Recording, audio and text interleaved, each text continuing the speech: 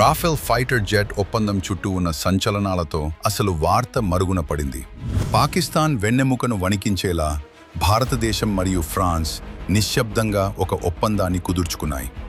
పర్వతాలను ఛేదించగల నిశ్శబ్ద వేటగాడు ఇకపై విదేశీ సాంకేతికత నుండి కాదు, స్వచ్ఛమైన భారతీయ సాంకేతికత నుండి తయారవుతాడు.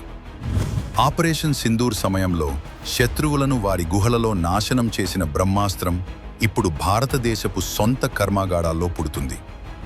వైమానిక దళం బలాన్ని రాత్రికి రాత్రే మార్చిన ఒప్పందం ఇప్పుడు ఒకే సిగ్నల్తో 70 కిలోమీటర్ల దూరంలో ఉన్న శత్రువు యొక్క అత్యంత సురక్షితమైన రహస్య స్థావరాలు నాశనం చేయబడతాయి. ప్రపంచం దృష్టి గర్జించే రాఫెల్ జెట్లు మరియు బిలియన్ల డాలర్ల రక్షణ ఒప్పందాలపై కేంద్రీకృతమై ఉండగా, ఇస్లామాబాద్ లేదా బీజింగ్ గమనించని విధంగా ఒక ఆట తెర వెనుక జరుగుతోంది. ఈ కథ విమానం గురించి కాదు, ఆకాశంలో అత్యంత ప్రాణాంతక యోధుడిగా నిలిచే అదృశ్య శక్తి గురించి. ఇటీవలి కార్యకలాపాలలో శత్రువు ఎంత లోతుగా దాక్కున్నా, వారు ఎంత మందంగా కాంక్రీట్ గోడలు నిర్మించినా వారికి తప్పించుకునే అవకాశం దొరకదని నిరూపించిన ఆయుధం. ఇప్పటి వరకు ఈ శక్తి కోసం మేము ఇతరులపై ఆధారపడ్డాము, ఎల్లప్పుడూ పారిస్ వైపు చూస్తాము. కానీ ఇప్పుడు ఆట మారిపోయింది. చారిత్రాత్మక ఒప్పందం భారతదేశాన్ని ఒక ఉన్నత క్లబ్లో ఉంచింది. అక్కడ మనం కొనుగోలుదారులు మాత్రమే కాదు, తయారీదారులు కూడా అవుతాము. ఊహించుకోండి, శత్రు రాడార్ను తప్పించుకోగల, దాని మార్గాన్ని గాలిలో మార్చగల మరియు ఖచ్చితత్వంతో వినాశనం కలిగించగల సాంకేతికత ఇప్పుడు అది భారతదేశంలో తయారు చేయబడింది. ప్రశ్న ఏమిటంటే, రాఫెల్తో పాటు భారతదేశం మరియు ఫ్రాన్స్ ఏ ఇతర సూపర్ పవర్ ఒప్పందంపై సంతకం చేశాయి? భారతదేశం ఇప్పుడు ఏ ఆయుధాన్ని స్వయంగా తయారు చేయబోతోంది? మరియు దీనిని శత్రువు బంకర్ల మరణం అని ఎందుకు పిలుస్తారు? మేము ఈ ప్రశ్నలన్నింటినీ విప్పబోతున్నాము. కాబట్టి మీ సీట్ బెల్టులను బిగించి వీడియోను చివరి వరకు చూడండి. ఆ రహస్యాన్ని బయటపెట్టి ఆ శక్తివంతమైన శక్తిని మీకు పరిచయం చేద్దాం. దాని ప్రస్తావన శత్రువు వెన్నులో ఉలిక్కిపడేలా చేస్తుంది. మనం ప్రపంచంలోనే అత్యంత ప్రమాదకరమైన మరియు ఖచ్చితమైన హామర్ క్షిపణి గురించి మాట్లాడుతున్నాము. అవును, అదే హామర్. దీని పూర్తి పేరు highly agile modular munition extended range. ఇది రాఫెల్ విమానం యొక్క గొప్ప బలమని పరిగణించబడుతుంది. ఇప్పటి వరకు భారతదేశం దీనిని ఫ్రాన్స్ నుండి భారీ ధరకు కొనుగోలు చేసింది. కానీ ఇప్పుడు భారత్ ఎలక్ట్రానిక్స్ లిమిటెడ్ BEL మరియు ఫ్రెంచ్ దిగ్గజం సఫ్రాన్ దళాలు చేరాయి. ఈ ఒప్పందం ప్రకారం ప్రపంచాన్ని బద్దలు కొట్టే ఈ క్షిపణులను ఇప్పుడు భారత గడ్డపై తయారు చేస్తారు. ఇది సాధారణ బాంబు కాదు, సాధారణ బాంబులను కూడా గైడెడ్ క్షిపణులుగా మార్చే స్మార్ట్ కిట్. దీని అత్యంత ముఖ్యమైన లక్షణం ఏమిటంటే, దానిని ప్రయోగించిన తర్వాత పైలట్ ఎప్పుడూ వెనక్కి తిరిగి చూడాల్సిన అవసరం లేదు. Fire and forget. లక్ష్యం పర్వతం వెనుక దాగి ఉందా లేదా, దట్టమైన మేఘాల కింద దాగి ఉందా? హామర్ కళ్ళు దానిని గుర్తించి నాశనం చేస్తాయి. దాడి ఎక్కడ నుండి ఉద్భవించిందో శత్రువు ఆశ్చర్యపోతాడు, ఎందుకంటే అది 70 కిలోమీటర్ల దూరం నుండి దెబ్బ కొడుతుంది. భారతదేశం తన వ్యూహాత్మక అవసరాలకు గేమ్ చేంజర్గా పరిగణించిన ఆయుధమిది. ఇప్పుడు ఈ ఒప్పందం గురించి లోతుగా తెలుసుకుందాం మరియు ఇది భారతదేశానికి ఎందుకు ఇంత పెద్ద విజయమని అర్థం చేసుకుందాం. ఈ భాగస్వామ్యానికి పునాది ఫిబ్రవరి 2025లో జరిగిన ఏరో ఇండియా షో సందర్భంగా వేయబడింది. కానీ ఇప్పుడు దానికి నిర్దిష్ట రూపం ఇవ్వబడింది. BEL మరియు సఫ్రాన్ మధ్య జరిగిన ఈ జాయింట్ వెంచర్ ప్రకారం సాంకేతికత మొదట్లో ఫ్రాన్స్ నుండి వచ్చినప్పటికీ అతి త్వరలో ఈ క్షిపణులలో 60% పూర్తిగా భారతీయమైనవి. దీని అర్థం మీకు అర్థమైందా? దీని అర్థం ఇప్పటి వరకు మన దగ్గర లేని మార్గదర్శక కిట్లు, ఎలక్ట్రానిక్స్ మరియు కీలకమైన సాంకేతికతలను ఇప్పుడు మన ఇంజనీర్లు అభివృద్ధి చేస్తారు. మేక్ ఇన్ ఇండియా కింద ఇది అతి పెద్ద ముందడుగు. మనం గతంలో ఫ్రాన్స్పై ఆధారపడిన ఆయుధాలు ఇప్పుడు మన చేతుల్లోనే ఉంటాయి. యుద్ధ సమయంలో అతిపెద్ద సవాలు ఆయుధ సరఫరాలకు అంతరాయం కలిగించడం. కానీ ఫ్యాక్టరీ మీ స్వంత ఇంట్లో ఉన్నప్పుడు శత్రువులు కోరుకున్నప్పటికీ మీ సరఫరాలను నిలిపివేయలేరు. ఈ ఒప్పందం భారత వైమానిక దళం బలాన్ని బలోపేతం చేయడమే కాకుండా భవిష్యత్తులో భారతదేశాన్ని ఆయుధ ఎగుమతిదారుగా కూడా మార్చగలదు. ఊహించుకోండి, ప్రపంచం కొనడానికి వరుసలో ఉన్న ఆయుధం రేపు దానిపై భారతదేశంలో తయారు చేయబడింది అని ముద్ర వేయబడుతుంది. కానీ ఈ వార్తతో పాకిస్తాన్ మరియు చైనా ఎందుకు అంతగా ఆందోళన చెందుతున్నాయి? సమాధానం హామర్ యొక్క అసమానమైన బంకర్ సామర్థ్యంలో ఉంది. మే 2025లో భారతదేశం ఆపరేషన్ సింధూర్ నిర్వహించినప్పుడు ఈ హామర్ తన విధ్వంసక శక్తిని ప్రదర్శించింది. ఆ రాత్రి రాఫెల్ విమానం సరిహద్దు దాటకుండా వారి స్వంత భూభాగంలోనే ఉంటూ హామర్ క్షిపణులను ప్రయోగించింది. జీపీఎస్ మరియు లేజర్ మార్గదర్శకత్వాన్ని ఉపయోగించి ఈ క్షిపణులు దుర్భేద్యమైనవిగా పరిగణించబడే శత్రుస్థానాలను లక్ష్యంగా చేసుకున్నాయి. ఈ క్షిపణులు బహవల్పూర్ మరియు మురిడ్కేలోని ఉగ్రవాద లాంచ్ ప్యాడ్లు మరియు భూగర్భ బంకర్లను కార్డుల ఇల్లులాగా నాశనం చేశాయని నివేదికలు సూచిస్తున్నాయి. అత్యంత ఆశ్చర్యకరంగా లక్ష్యాల చుట్టూ ఉన్న పౌర జనాభా క్షేమంగా ఉంది. అయితే లక్ష్యాలు పూర్తిగా బూడిదగా మారాయి. ఈ ఖచ్చితత్వం చైనా వ్యూహకర్తలకు కూడా చెమటలు పట్టించింది.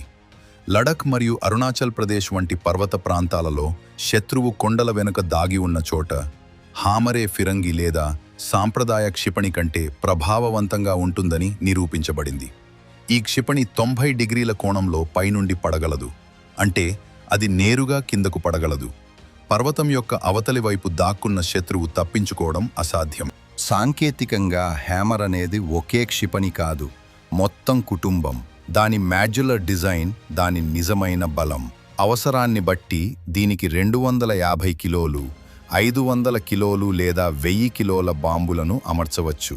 ఇది ఉపగ్రహ మార్గదర్శకత్వం, ఇన్ఫ్రారెడ్ సీకర్ లేదా లేజర్ మార్గదర్శకత్వం వంటి వివిధ మార్గదర్శక వ్యవస్థలతో అమర్చబడి ఉంటుంది. శత్రువు జీపీఎస్ జామింగ్ను మోహరించినప్పటికీ హ్యామర్ యొక్క ఇన్ఫ్రారెడ్ సీకర్ లక్ష్యం యొక్క వేడి మరియు ఆకారాన్ని గుర్తించి దానిని నాశనం చేస్తుంది. ట్యాంక్ లేదా కాన్వే వంటి లక్ష్యం కదులుతుంటే లేజర్ మార్గదర్శకత్వం దానిని ట్రాక్ చేసి నాశనం చేస్తుంది. ఒకే రాఫెల్ జెట్ 6 హామర్ క్షిపణులను మోయగలదు. దీని అర్థం ఒకే విమానంలో 6 వేర్వేరు లక్ష్యాలను నాశనం చేయగల సామర్థ్యం. మరియు ఇప్పుడు వీటిని భారతదేశంలో తయారు చేయడంతో వాటికి కొరత ఉండదు.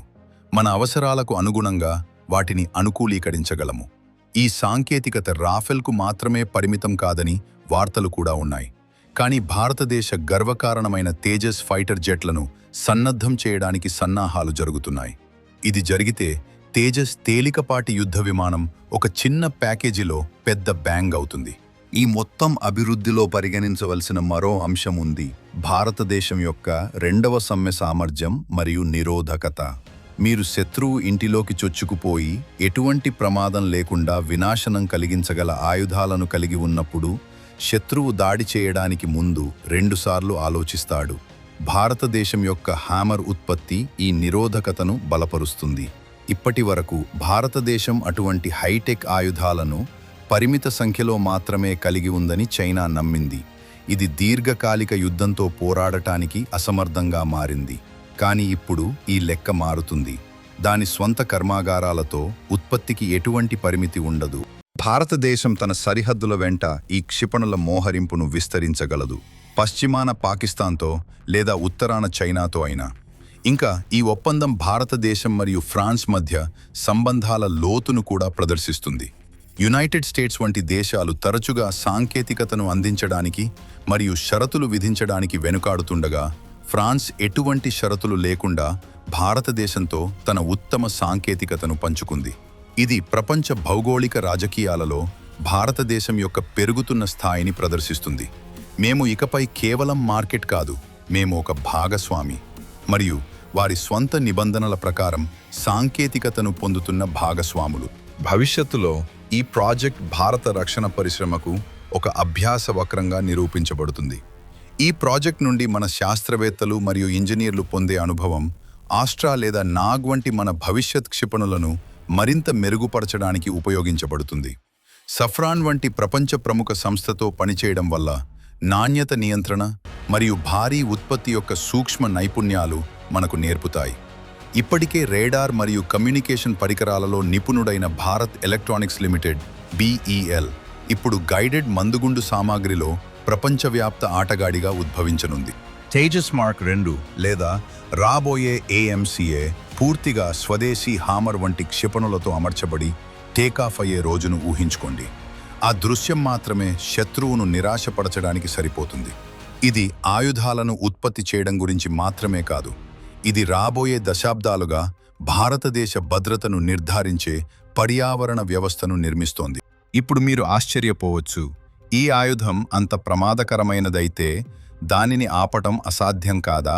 సమాధానం చాలా కష్టం. హామర్ క్షిపణి రాకెట్ బూస్టర్తో వస్తుంది.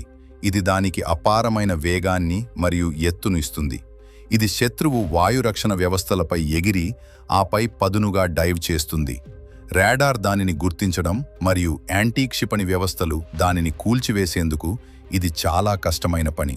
మరియు శత్రువు జామింగ్ టెక్నాలజీని ఉపయోగించినప్పటికీ మనం ఇంతకు ముందు చెప్పినట్లుగా దాని బహుళ మార్గదర్శక వ్యవస్థలు దానిని దారి తప్పకుండా ఉంచుతాయి. ఇది ఎల్లప్పుడూ దాని లక్ష్యాన్ని కనుగొంటుంది.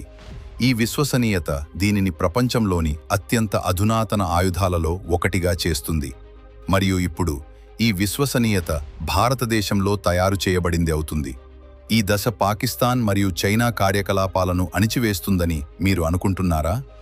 భారతదేశం దేశీయంగా ఇలాంటి ప్రాణాంతక ఆయుధాలను తయారు చేయడం ప్రారంభించాలా? మరియు అవును, ఈ క్షిపణి తేజస్కు అమర్చబడిందని మీరు చూడాలనుకుంటున్నారా? దయచేసి దిగువ వ్యాఖ్యల విభాగంలో మీ సమాధానాలు మరియు అభిప్రాయాలను పంచుకోండి.